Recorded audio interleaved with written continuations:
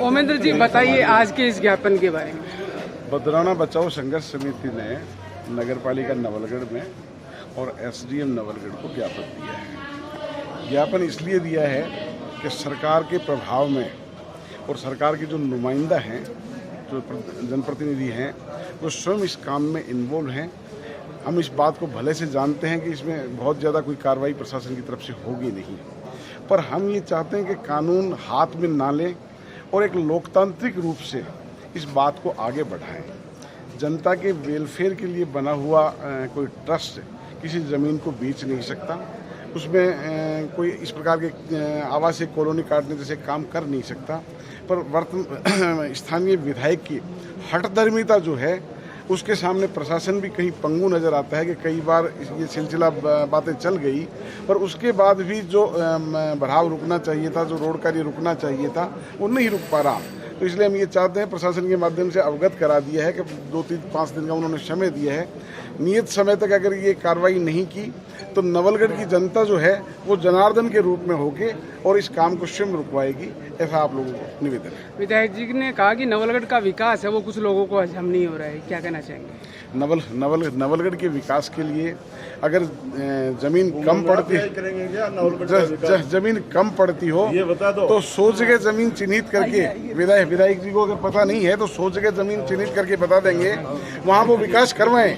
ये भराव क्षेत्र है, जल भराव क्षेत्र है। विधायक से हाथ जोड़कर विनती है कि इसमें जो पशु मेला बरसों से विधायक जी के जन्म, विधायक जी के पिताजी के जन्म, मेरे पिताजी के जन्म से पहले और मेरे जन्म से पहले जिसमें पशु मेला भरता था, वो एक नवलगढ़ की शान थी अपने आप में। कृपया इस शान को बचाएं, ये उनसे गुजारिश है। और ठीक से मानते हैं तो ठीक है, वरना हम न्यायालय की शरण लेंगे। एक बयान के सामने आया जिसमें कहा कि कुछ दिनों में वहाँ काम शुरू है, वो भी होने वाला है। काम शुरू उनकी हठधर्मिता है और वो कमजोर सरकार के पावरफुल विधायक बने हुए हैं। राजस्थान में 120 विधायक अपने क्षेत्र में मुख्यमंत्री हैं, वो उस पावर का दुरुपयोग करके काम चला देंगे, पर नवलगढ़ की जनता जो है 10,000 लोग वहाँ बैठेंगे तो उनको लाशें बना करके वो काम नहीं कर पाएंगे। वो इनको मुगालता है इस बात का। तो आज के ज्ञापन के मुख्य बिंदु क्या है? ज्ञापन का मुख्य बिंदु ये है कि ये ट्रस्ट की जमीन है और उनसे हाथ जोड़कर ये निवेदन है प्रशासन के लोगों से और स्थानीय विधायक से कि वो ऐसा अपराध नहीं करें। उन्होंने तो कहा कि वो ये नवलगढ़ की नवलगढ़ के पब्लिक की यूटिलिटी की जगह है और इसमें हमेशा से बरसों से, जब से जागीरी प्रथा से पूर्व से मेला बढ़ता आ रहा था, जो उत्तर भारत का सबसे सुप्रसिद्ध बदराना मेला था, जो 2 दफा लगता था, जिसको मतलब एक राजनीतिज्ञ ने अपने स्वार्थ के वशीभूत होकर इसको बर्बाद करने पर तुला हुआ है और साथ साथ में इसके प्लॉटिंग करने पर तुला हुआ है, न कि कोई विकास नहीं है। विकास का तो झंडा बना रखा है कि मैं नवलगढ़ को विकास के पथ पर ले जाऊंगा, लेकिन विनाश के पथ पर जरूर ले जा रहे हैं।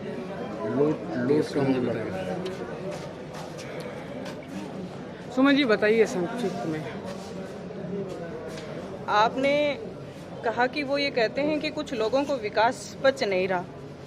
बड़ी हैरानी की बात है कि नवलगढ़ विधानसभा क्षेत्र के 46 ग्राम पंचायत और उनकी ढाणियां और नगरपालिका क्षेत्र और उनके वार्ड, आप मीडिया के सम्मानित साथियों से मैं ये आग्रह करना चाहूँगी कि वहाँ जाकर के उन लोगों का जनजीवन देखे, समस्याओं का अंबार मिलेगा। उनको अपने परेशानियों में रिलीफ की ज़रूरत है और विकास कार्यों की वहाँ भी ज़रूरत है। उन सबको इग्नोर करके, उपेक्षित करके और अपने लालच को वो विकास का नाम दे रहे हैं। और ये भूमाफिया का जो यहाँ इन्होंने सिस्टम डेवलप करना चाहते हैं, क्या उनकी नज़र में इसको विकास कहते हैं? और अगर ये विकास है तो फिर विधायक जी इस नवलगढ़ की जनता को और नवलगढ़ को कहाँ डुबो कर छोड़ेंगे? बदराना जोड़ आपको मालूम है, सब लोग बता भी रहे हैं कि उस जमाने से वहाँ पे वो ट्रस्ट की ज़मीन और पशुपालकों के लिए वहाँ पे मेला भरता आ रहा है। अफसोस की बात है, इतने हैरान हैं हम कि ये प्रशासन उनकी कठपुतली बन करके और इतना मूक दर्शक बना, उनकी नाक के नीचे वहाँ पे प्लॉटिंग हो रही है और वहाँ पे भराव हो रहा है। और जब कोर्ट में विचाराधीन है और देवस्थान विभाग की टीम आकर के वहाँ ऐतिहासिक और पुरातत्व की महत्व की जो चीजें हैं, वहाँ कुआं, बावड़ी, मंदिर उस जमाने से बने आ रहे हैं, उन सबको धत्ता बताते हुए और ये सत्ता का दुरुपयोग कर रहे हैं। मैं कहती हूँ कि माननीय मुख्यमंत्री जी को अपने इस तरह के जो विधायकों का मनमाना और विनाश का काम है और ये माफिया टाइप ये जो काम है ना, इन पे अंकुश लगाना चाहिए और माननीय मुख्यमंत्री जी को भी नींद से जागना चाहिए। और प्रशासन की बेबसी तो हम देख रहे हैं, नगर पालिका ईओ को हमने देखा है, उनके चेहरे की बेसारगी और उनके जिस तरह से हाथ बंधे हुए हैं, उनसे जवाब देते नहीं बन रहा था। एसडीएम साहब से भी हमने निवेदन किया, 3 दिन का इन्होंने समय मांगा है। हम लोकतांत्रिक तरीके से और हमारे जो विरोध करने के संविधान सम्मत जो अधिकार हैं उनके तहत हम विरोध प्रदर्शित कर रहे हैं और हमें पूरी उम्मीद है कि इस अन्याय को हम सहन ही नहीं करेंगे और विधायक जी को इसमें अपना जो ये मनमाना रवैया इसको विड्रॉल करना पड़ेगा। हमें पूरा भरोसा है, जनता हमारे साथ है। संघर्ष समिति की ओर से क्या संघर्ष समिति इसमें धरना प्रदर्शन और आंदोलन करेगी। आंदोलन हमारा अपने अधिकारों को लेने का हमारा सशक्त अधिकार है जो लोकतांत्रिक व्यवस्था ने हमें दिया है। करेंगे, हम आंदोलन करेंगे। अच्छा, संघर्ष जो समिति है लगातार इस पे अब काम करेगी। हर गांव जाकर के, हर घर जाकर के इसको हम जगाएंगे और ये जो भूमाफियों के द्वारा अपना दलाली के रूप में अपना बिना पैसे खर्च करके इतने बड़ी 200-250 करोड़ रुपए की प्रॉपर्टी जो हड़पना चाहते हैं, ये नवलगढ़ जनता इनको कभी हड़पने नहीं देगी। ये लगातार अपन देख रहे हैं, पिछले 5 साल से विधायक ने जिस प्रकार से इस नवलगढ़ को विनाश और सत्यानाश करने का जो तरीका अपना रखा है, अब इनसे तंग आकर के हम लोगों ने एक होकर के और इन सब चीज़ों को हम रुकवाएंगे और रुकवाएंगे नहीं, इनको एक चीज़ वापस उगलनी पड़ेगी और ये अपने जेल के दरवाजे खोल रहे हैं। निश्चित रूप से इन चीज़ों की इनको सजा मिलेगी।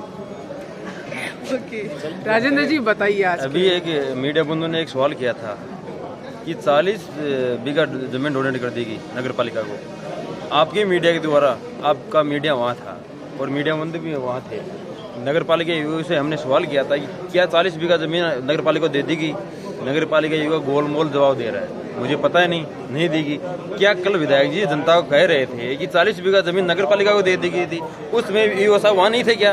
तब ईओ साहब ने जनता को जवाब देना चाहिए था, नहीं विधायक जी अभी जमीन नहीं दी गई है। ये ईओ साहब बोले खातेदारी जमीन है। ईओ साहब को ये नहीं पता खातेदारी की जमीन है या फिर कौन सी जमीन है, मंदिर माफी की जमीन है या फिर कोई देवस्थान की जमीन है, उनको यही नहीं पता। मास्टर प्लान में दिखा रहे हैं खेल मैदान खातेदारी में होता है क्या? कोई बता सकता है क्या? आपके मीडियम के माध्यम से मैं कहना चाहता हूँ कि खेल मैदान के खातेदारी जमीन में हो सकता है क्या? नहीं हो सकता, कभी भी नहीं हो सकता। ये सार्वजनिक जमीन है, ये जनता की जमीन है, ये हम लेकर रहेंगे। बदरान जोड़ है जनता को, जो किसानों की जमीन है, किसानों का जो एक आशा थी हम अपने पशुओं को चेंज करने की, वो एक आशा दोबारा हम बना के रहेंगे। एक दोबारा यहाँ शानदार पशु मेला रहेगा। जय हिंद, जय भारत।